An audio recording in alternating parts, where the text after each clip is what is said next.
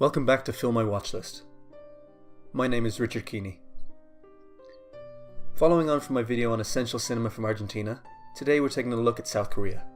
South Korean cinema is simply fantastic, but one genre they really shine at are thrillers. So here are 5 must-see South Korean thrillers.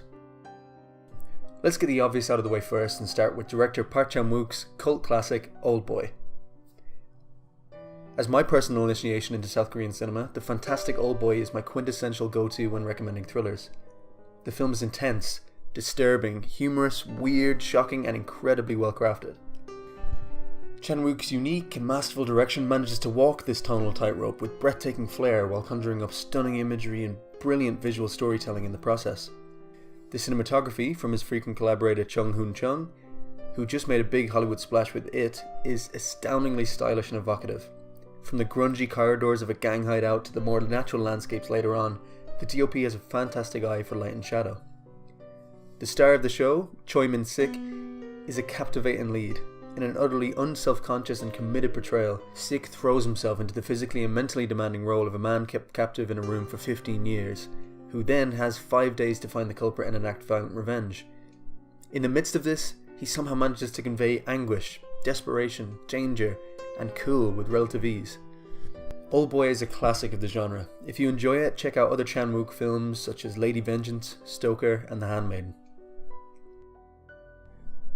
Are you sick of zombie movies? You need to see Train to Busan. Like all great concepts, Train to Busan is brilliantly simple. What would happen to unwitting commuters during a zombie outbreak? Initiating with one infected passenger, the virus begins to spread throughout the train, but when relative safety requires passing through zombie-ridden carriages, the characters have no choice but to attempt to pass through. The literal forward momentum and inherent claustrophobia of the train concept ensures suspense and non-stop action throughout. There are a number of fantastic set pieces throughout the film in which director Yoon Sang-ho makes the most of his setting and molds his revitalized take on zombie mythology to perfectly complement it. The characters are extremely well fleshed out. A divorced father accompanying his daughter to her mother's home in Busan, a young pregnant couple, a high school baseball team, and a no-nonsense businessman are all effectively fleshed out with flaws and humanistic empathy. All of this invests you thoroughly in the film and raises the stakes, making Train to Busan a perfect example of the fact that disaster stories are always more effective when rooted in well-observed personal drama.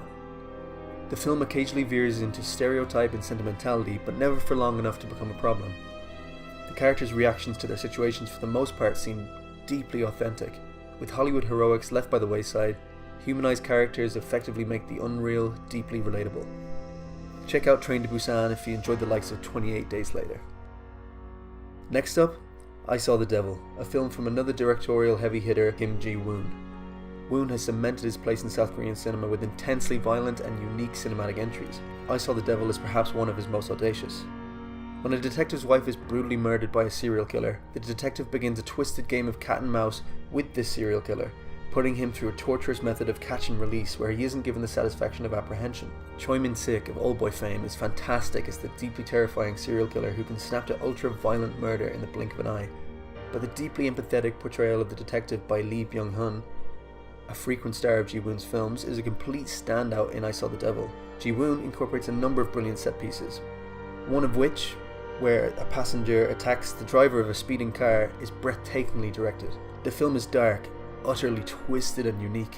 By flipping the genre on its head, the terrifying ethical implications of a detective taking pleasure in torturing a crazed killer are taken to their ultimate conclusion in what becomes a violent and thrilling rollercoaster ride.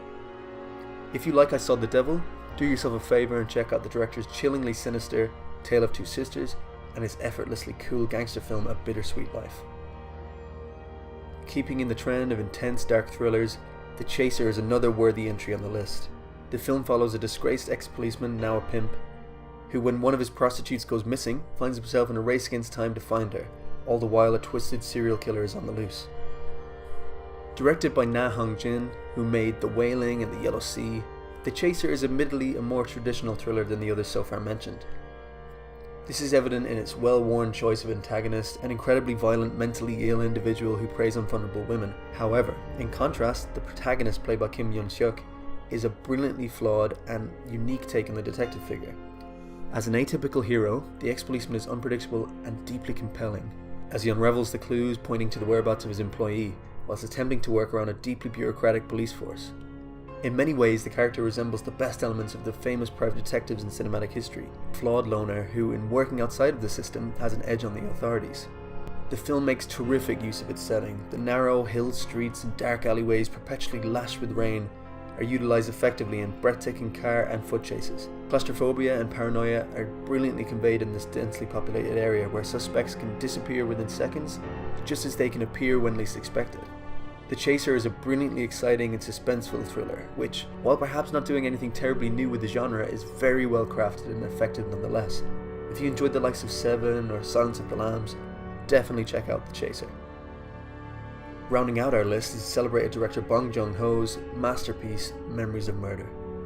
Following the real-life investigation by 3 detectives who attempt to solve the rapes and murders of multiple young women in a small Korean province in 1986 by an unknown culprit, Memories of Murder takes a deep and thoughtful look at the evils of man and the difficulties of bringing about justice, even in the most high-profile of cases. The film's ensemble are terrifically well cast, with Song Kang-ho from The Host, Age of Shadows and Snowpiercer being a riveting lead. Whereas other films on this list are non-stop exercises in suspense and forward momentum, Memories of Murder takes its time in untangling a mysterious and compelling web of clues in its search for the suspect responsible for its crimes.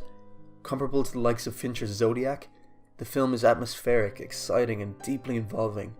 Action set pieces, when they take place, come in the wake of an overwhelming build-up of tension brought about by the fantastic screenplay, adapted by the director from a play by Kim Kwang-rim. The perfectly composed shot choices from Joon-ho in collaboration with his DOP Kim Hyung-koo tell the story with evocative and masterful visual flair. With his other films ranging from the likes of monster attack movies like The Host, social commentary through sci-fi like Snowpiercer or Okja, or more traditional crime mysteries like Mother, and in this film, Bong Joon-ho is a diverse and exciting filmmaker who refuses to be pinned down to one genre. Memories of Murder is an incredible film, with thought-provoking social commentary and a captivating mystery at its centre, making it an absolutely must-see South Korean thriller. Now, there are still so many South Korean films I want to see, so please feel free to recommend any others by putting your picks for the list in the comments below. If you want to see more of these kind of lists and movie reviews, subscribe and check out our other content. If you would like to contribute to the channel, check out the link to our Patreon in the description below. Any contributions are deeply appreciated and go towards improving the quality and frequency of our uploads. Thanks very much for watching.